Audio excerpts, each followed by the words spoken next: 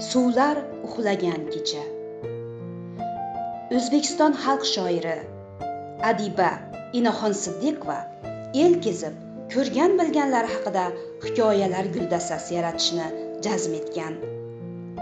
Bu hikoyalarning tarixi, shakli shamoili juda ham sodda, juda ham oddiy. Adiba kitobiga Suvlar uxlagan kecha deb nom qo'ygan. Shu nomdagi hikoyasi ham bor. Bu ibora adibaning majozi. U yosh bola tilidan aytilgan. U nimani anglatadi? Qor bo'ralab turgan qish pallasida oilada yosh ayolning og'ir kasallikka chalinib joni uzildi. Ayolning eri bu musibatga chidolmay, yurak bag'ri o'rtanib, bo'g'ilib tashqariga otilib chiqadi. Uning to'ni etagiga o'g'ilchasi osilib olgan. Ular tomorqaga chiqishadi. Tomorqa o'rtasidan o'tgan ariqning suvi muzlab qolgan. "Dada, ko'ring, suvlar uxlab qopti", deydi bola otasiga. U suv muzlab qolibdi demoqchi. To'g'nagan yurak, to'g'nagan suv, hayoti zulmatga aylangan er.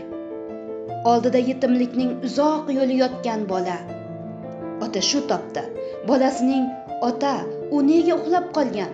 degan savoliga javob berishga ojiz. Ammo umidli dunyo, ertaga quyosh chiqadi, zulmat chekinadi.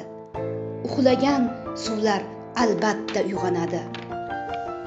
Taniqli ijodkor Inaxon Siddiqovaning go'zal she'rlari, hayotiy hikoyalari orqali adabiyot ixlosmandlari juda yaxshi tanishadi. Suvlar uxlagan kecha nomli hikoyalar to'plami ham ko'nglingizdan chuqur joy oladi degan umiddamiz. Kitobning nomi yo'q, o'quvchini mushohadaga, mutolaaga undaydi. To'plamdagi har bir hikoyada dolzarb va o'tkir mavzular qalamga olingan. Unda inson hayotining oq va qora tarafi boricha tasvirlanadi. Voqea va hodisalar qahramonlarning goh quvonchli, goh achchiq, alamli va iztirobli hayoti, taqdirning kutilmagan tuhfalari-yu qaqshatqich zarbalari, og'ir sinovlari qalbingizni larzaga soladi.